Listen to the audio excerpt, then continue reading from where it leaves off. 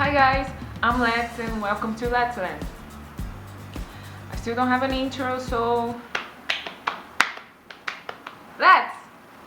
I know you love it. Today is Let's Talk It Out day, which is actually the week that I just talk it out. I really thought about that name. So, this time I want to talk about something that happened to me on Monday this week. And I'm still trying to recover from it. Basically, I went to take a shower and I was in the middle of the shower. Sometimes I shower.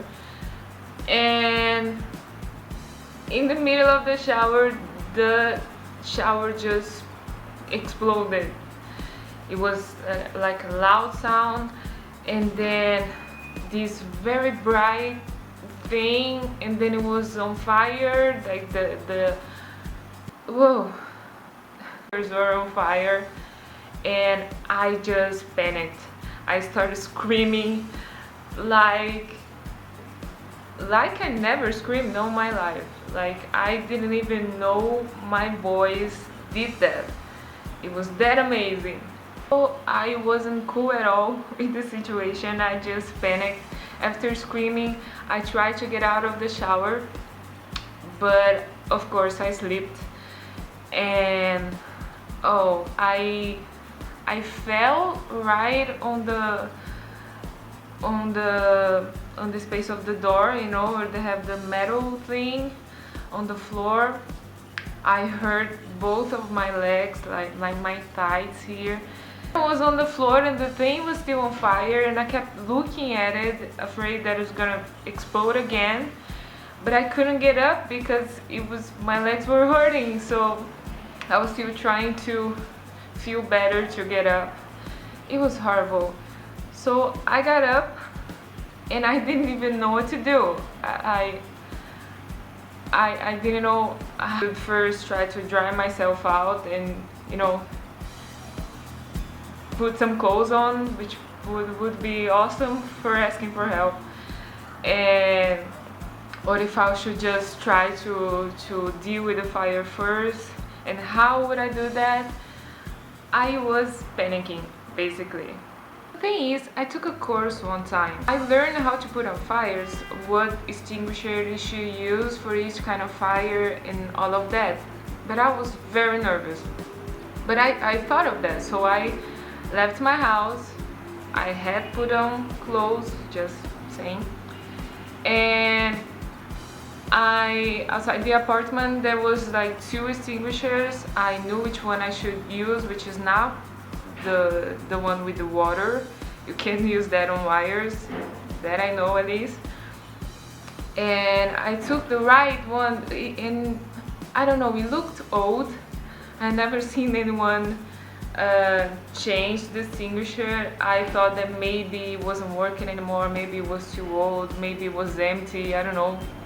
Sometimes people try to save money by doing these stupid things. So, and I was very nervous by the time. I couldn't really focus. I was still shaking and panicking and all. So I was with the extinguisher on my hand, but I looked to my side, and my neighbor, from the apartment right next to mine, was with the door half open, and there was someone like doing work on the door. So I thought maybe it's just someone working on the apartment and can help me. Maybe that's the best thing to do. Was a little old sir. He asked for his son, and his son came, and first he was very nice. He tried to help me. He came to my bedroom. He saw the situation. I had tried to put out the fire with a towel. I had tried that, but it didn't work, and I just thought I was making it worse. But he came, and of course he used a towel, and of course it worked instantly. Like it was no big deal. I hate when that happens. So of course I was very grateful for him to have helped me, and then he turned into a jerk, because of course I'm saying that because right after helping me, he started being all like, oh, you live here alone, where is your husband, and all. And I said, I don't, look at me, I don't have a husband. And he said, oh, but no one else lives here? And I was thinking, oh, apparently when you help someone, you have the right to just know everything about their lives. So I said, no, it's my mom, like she'll be here soon. And he said, oh, but just women living in the apartment?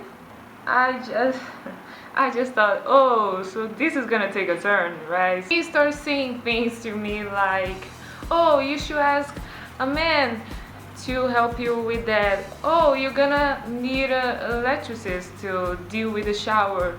You should make an appointment when I'm in the apartment because I can help. You know, you need a man to be in that situation because apparently you can't do these kind of things without a penis. And we didn't live until he was in our lives, apparently. I think the worst moment was when he was looking out the controllers of the electric things at the house, whatever, and he was asking me which one was for each room, and I didn't know. So I said, oh, my mom normally just tries them out and see which one is working for each room. And he says, you should ask a man to come here and write to you each room is for each controller. Seriously, he said that to me. Basically, what I understood from that situation is that you need a penis to know how to write.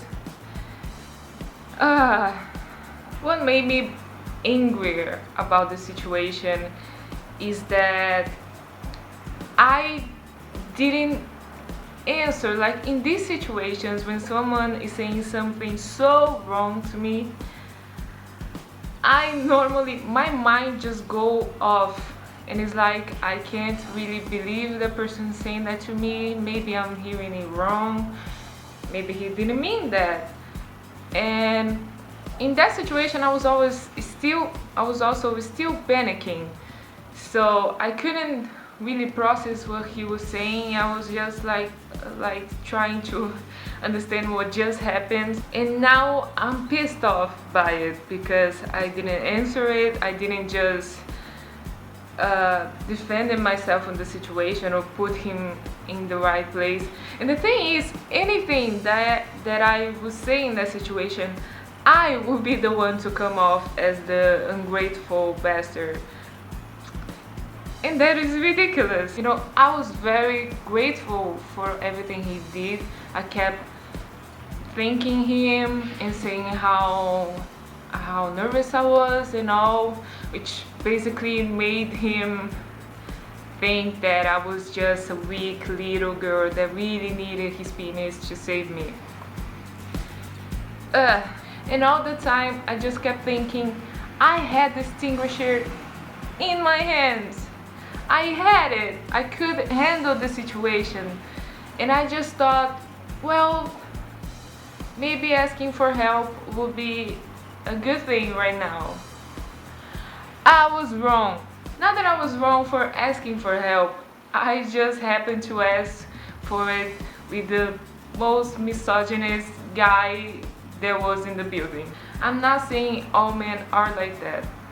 Of course there are nice guys that understand everything that I'm saying right now. They just weren't on the situation to help me. Unfortunately, as women, we always go through situations like that.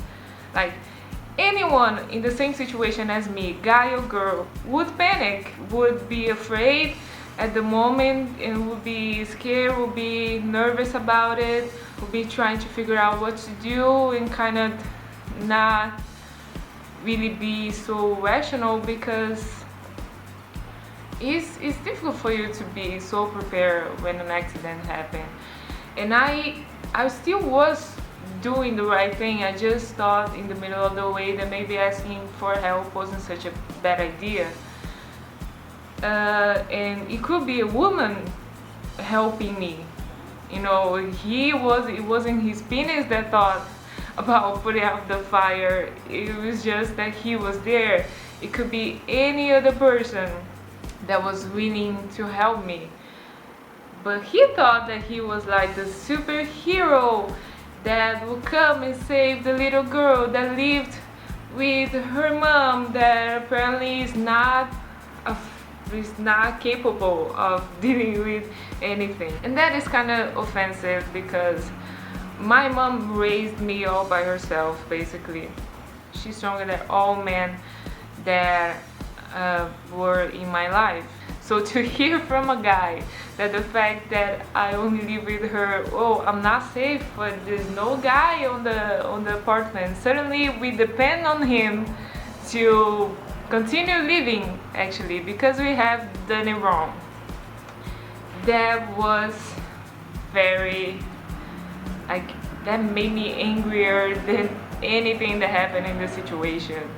Like, the fire was okay. By that point, I was just really, really mad at that guy. The message of the situation is, if you make someone that you helped feel this way, then maybe you're doing it wrong. Just saying.